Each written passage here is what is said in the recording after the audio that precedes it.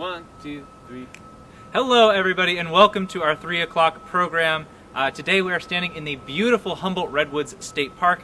My name is Kyle. I'm a park interpreter specialist for California State Parks, and today I have a very special guest with me. We're going to do a really short interview, ask a couple questions, and find out all about this spectacular person and the work he does for California State Parks, Ryan Spencer. How's it going, Kyle? Really good, Ryan. Really good, Ryan. So can you tell us a little bit about who you are and what you do with the parks? Sure thing.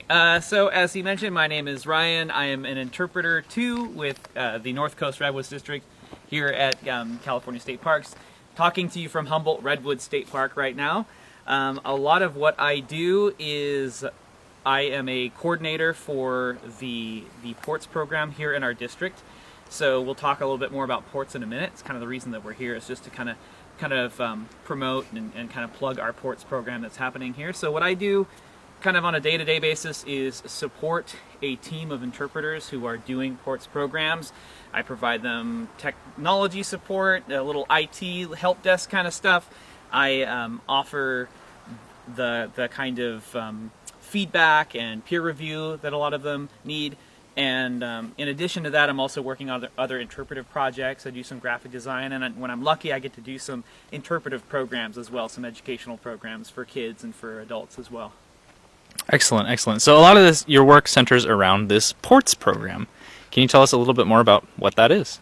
Sure. So the ports program is an awesome program, and I'm happy to have been part of it. But let me describe what that means. PORTS stands for Parks Online Resources for Teachers and Students. It was started in, I believe, 2005, and it's a way to connect with classrooms, to bring the parks into classrooms, and that's classrooms in California. It's also classrooms across the country, even across the world.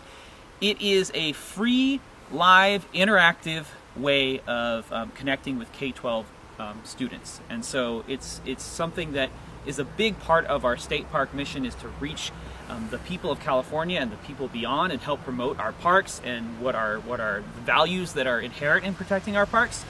And there are a lot of barriers to access just to our parks, whether students are maybe in schools that are really far removed from state parks, or maybe your school doesn't have a field trip budget to be able to reach some of these parks, or take buses or gain entry. And so ports was kind of forged as a way to connect these students with parks, and have a park person, an interpreter, what some people would call a ranger, come into their classroom virtually and give them that experience that will hopefully prepare them for the experience of coming to parks, and create, maybe bring forward a whole new generation of park lovers and future park visitors and other environmental stewards. It's very loud, and part of the reason why it's so loud is, if you guys look around here, you see there's lots of trees. So when one tree falls, it doesn't fall by itself. It takes a bunch of other trees. So it doesn't go kaboom, it goes bam, bam, bam, bam, bam, bam, kaboom, kaboom, kaboom. So this is built for teachers in a K through 12 program. Can you tell me a little bit about what the incentive is for teachers to participate in this program? It's really great for us to be able to share our parks and all of that stuff, but why would a teacher want to join the ports program? That's a good question. There are two reasons that I can think of, especially right now.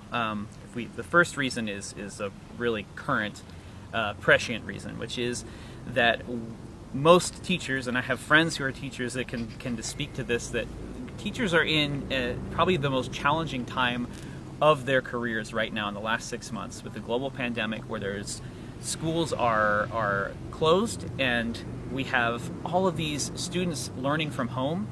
And that puts a huge burden on teachers for when it comes to classroom management, when it's all virtual classroom, when it comes down to lesson planning. And so in that way, ports offers an opportunity to help the teacher by meeting some of those needs of maybe aligning with some of their lesson plans.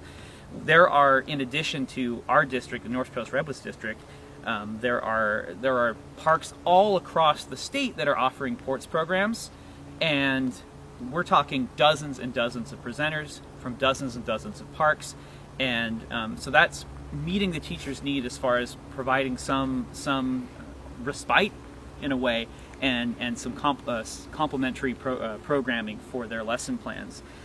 And another reason that it offers something for teachers and for schools and even for students is that we're telling real stories of California and California culture, California natural environments, and the people of California. You know, our mission here in California State Parks is to provide for the health, education, inspiration of the people of California, and we do that by telling all of the stories of our people and our place.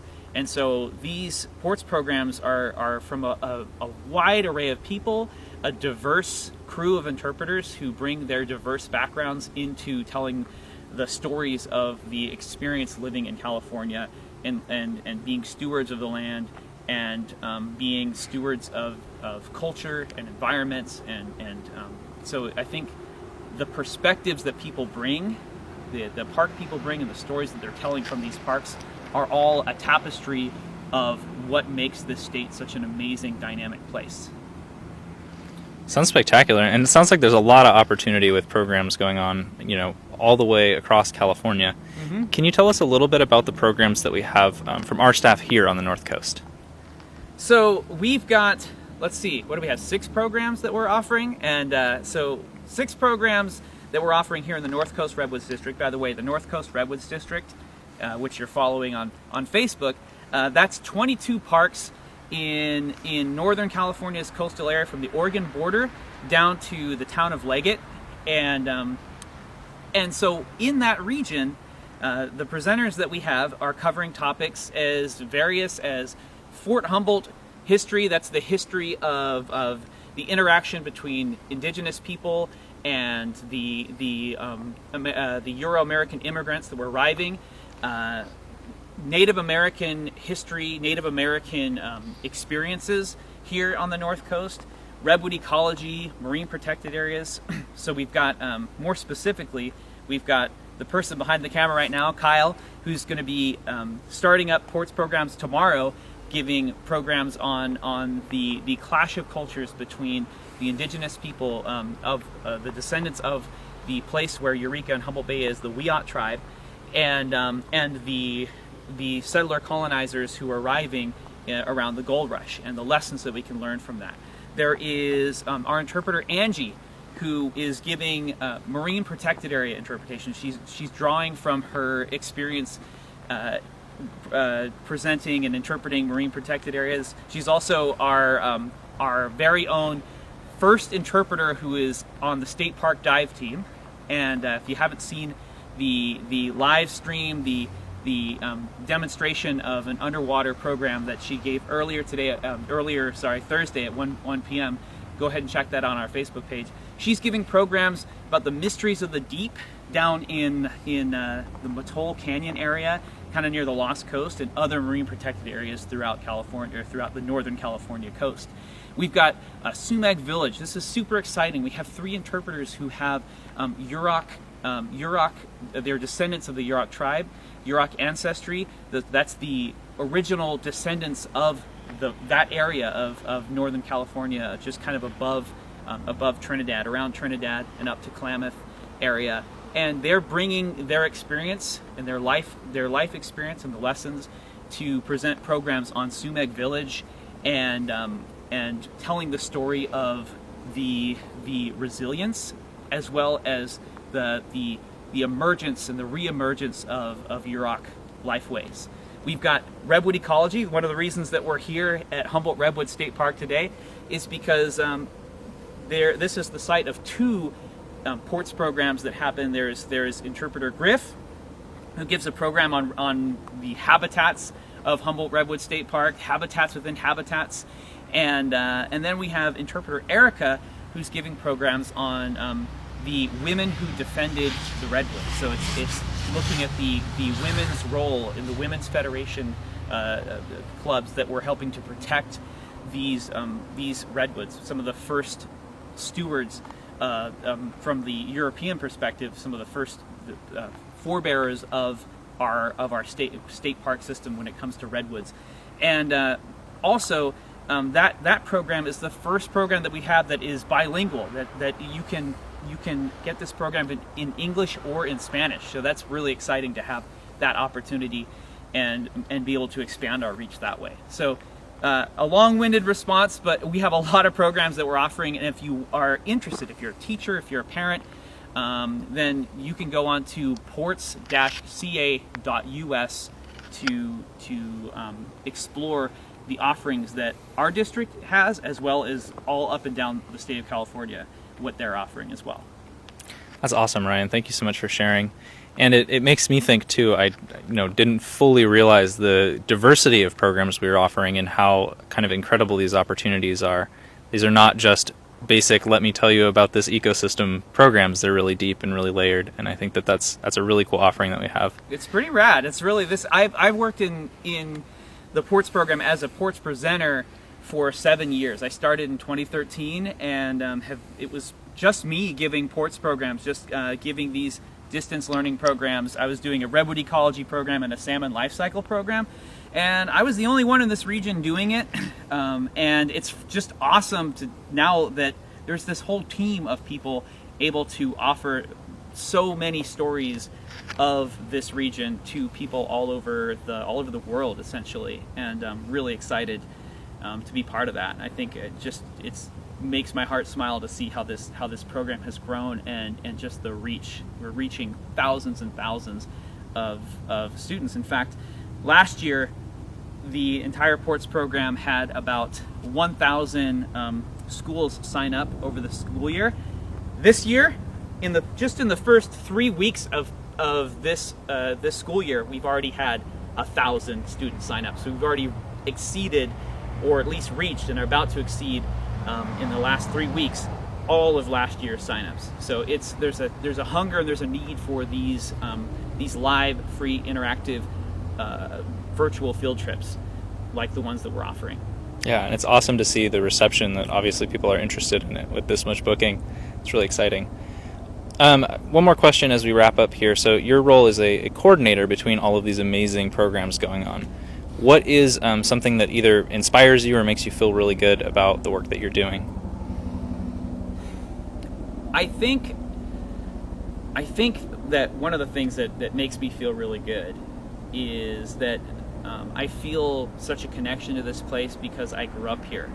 I grew up in the Redwood Forest, traveling the Avenue of the Giants in this area, always feeling connected to the Redwoods, and felt a strong need to be able to speak on their behalf. And it's really exciting to me to work in a job that is in alignment with my values and in alignment with my beliefs about our need to protect our environment and to restore traditional ways of using the natural environment. And I'm so excited to work with a team of people now. For so long it felt pretty isolated here, and our program has grown a lot in the last year.